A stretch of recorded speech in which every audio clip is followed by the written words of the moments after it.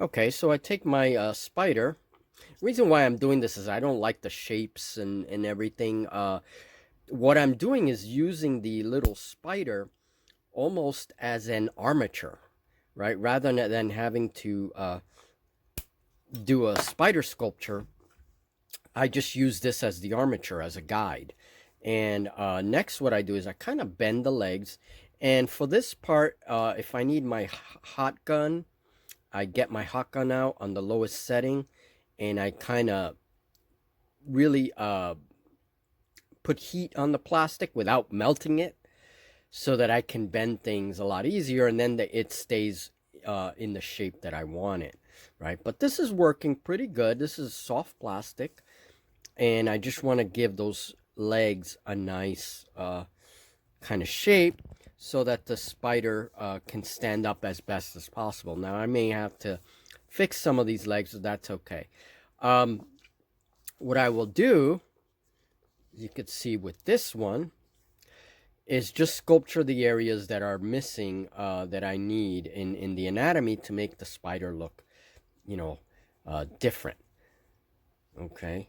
I'm just adding some detail to the little spider rings so that I could use it in my games. All right, so first things first, can either start with the abdomen or can start with the cephalothorax here, that fusion between the head and the thorax that spiders have. That's why they only have two segments. These little critters seem to have three segments, which, well, I guess in fantasy you can make up whatever you want. So if you wanted to have a three-segmented spider, why not? It's fantasy. So I'm going to make the cephalothorax first and kind of give it a little bit of shape. And then the rest of my clay, I'm going to use that abdomen. Now, if I want, I could leave that abdomen like that. There are some spiders with smaller abdomens and smooth. You don't have to put hair on it.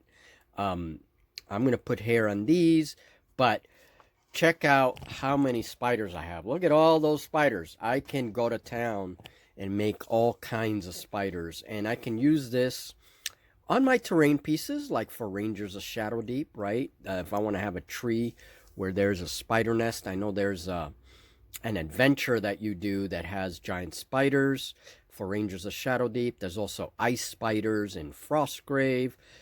Can use these for a ton of things, and I don't really feel like buying them right now. I can save that cash for other models. There are a ton of spider models out there that you can get that, if you don't mind dishing out the cash, sure, why not? They're awesome models. But I'm just going to make these. I love building things, and I'm just going to buy the cheapo dollar store glow-in-the-dark spider rings and modify them.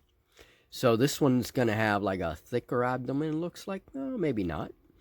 I'm going to take my clay shaper and really go with the shape of the plastic. So again, I'm using my plastic as an armature, and this saves me so much time because I have sculpted spiders in the past. And one of the things I hate about making spiders is making all the legs. Anything that has that many legs is just a pain in the butt to sculpture. So I'm using this technique. It's all I have to do is just add the parts it's missing, right? And give it a little detail. And once I paint these, they should look okay. Now I'm gonna take my sculpting tool, if I can find it amongst my trays of tools. And this is my paddle tool for sculpting. It's my metal. It's really a wax carver, but I'm gonna go ahead and do all of the little fur. And I'm kind of twisting my tool as I go along to get the little fur pattern to make it a nice, like, furry spider. And again, usually these kinds of projects, it's when you paint them that you see, that they look cool. When you first make them, it's like, You know, and then once I paint them, they like come out, they pop out, and it's like, oh, okay, that looks pretty cool. So a lot of it is going to depend on what kind of paint job you give it. And these can be painted black, brown, combination of colors, whatever you want. Now, if you want to make a cool spider, another thing it could do is save the body the way it is, do the front cephalothorax, but then save the body the way it is and paint a skull or something on there. I know there's a tropical spider in real life that actually has this weird pattern on its back that looks exactly like a skull. It's pretty bizarre, creepy actually. So, you know, you can certainly find inspiration on the web. Look at real spiders for your fantasy spiders, right? And of course, it's all fantasy, so you could do whatever you want to your spider. And I'm going to go and just sculpt a little bit of the bottom.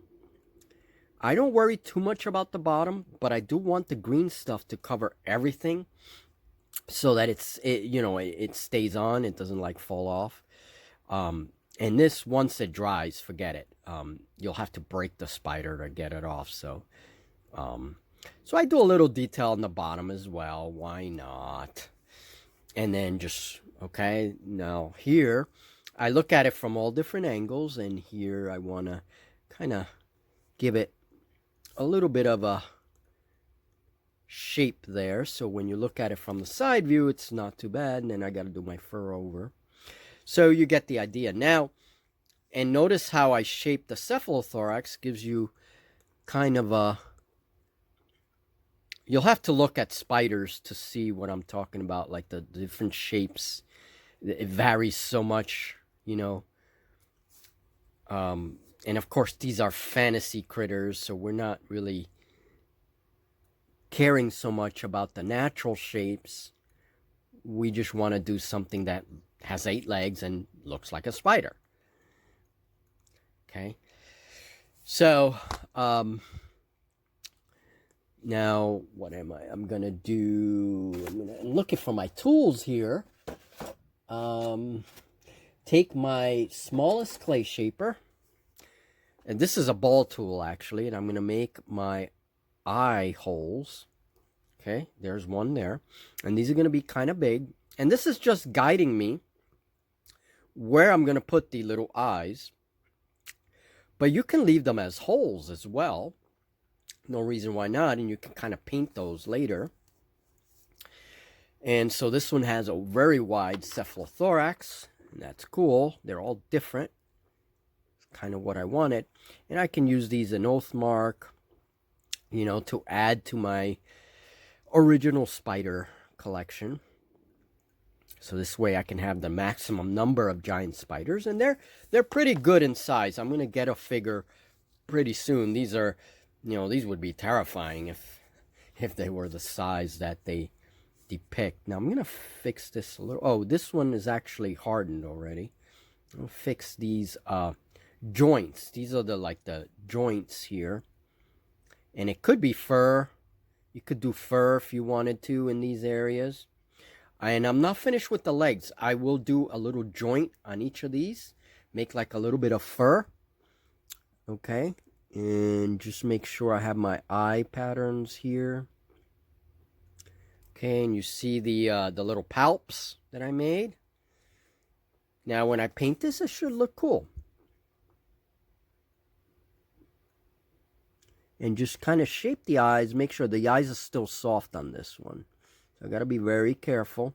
You got to be very patient with this kind of work. And what I do is I let these dry before I finish any more details. Like you notice this one.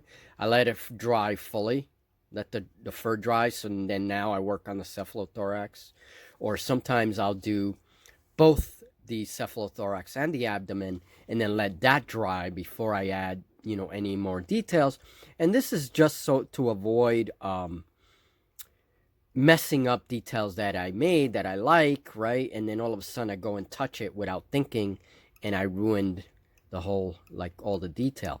So that's just like a sculpting tip that I've developed over the years. All right, so my little simple spiders are almost ready to go. I'm almost ready to paint these. And I'm just going to give all this a chance to dry. And let me just show you a figure so you get an idea of scale. Okay, so for this project, guys, I'm using a little bit of green stuff. I just prepared some here. I have my sculpting tools. I'm using a soft clay shaper. There's one of my sculpting tools. And then using this mostly, my X-Acto blade. And here are a couple of the spiders that I finished. Okay, and I'm still shaping the eyes a little bit. There's like these little ends here, which I have to fix a little bit. Sorry. But basically that's what I'm doing now. I go back and I kind of do all the things that are missing on the little plastic spiders. Okay, you can see the little palps there. And here's another version. Okay, so they're all going to be slightly different. You can see the little palps, the little eyes. When I paint these, I'm going to be highlighting those eyes. There's the fur. Okay, and here's one that's not finished. Now, I could leave it like that and leave that small head too. It could be, a different kind of spider. That's fine. So this is what I start with. And I'll just get my clippers and show you real quick. Okay, and I'm using an Oathmark Human, right? And look at that.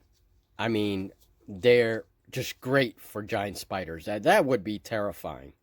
If you can imagine a spider that big, and of course in fantasy they come even bigger. But I think these will work perfectly in addition to all my other little spiders that I have. And it will make a nice, interesting, different unit. And I might leave those legs. Those legs glow in the dark. So I might not, I probably won't be covering everything in green stuff because the idea is to make some easy spiders. But I may, in the future, cover even some of the legs and do some more details. So, but they're definitely giant spiders.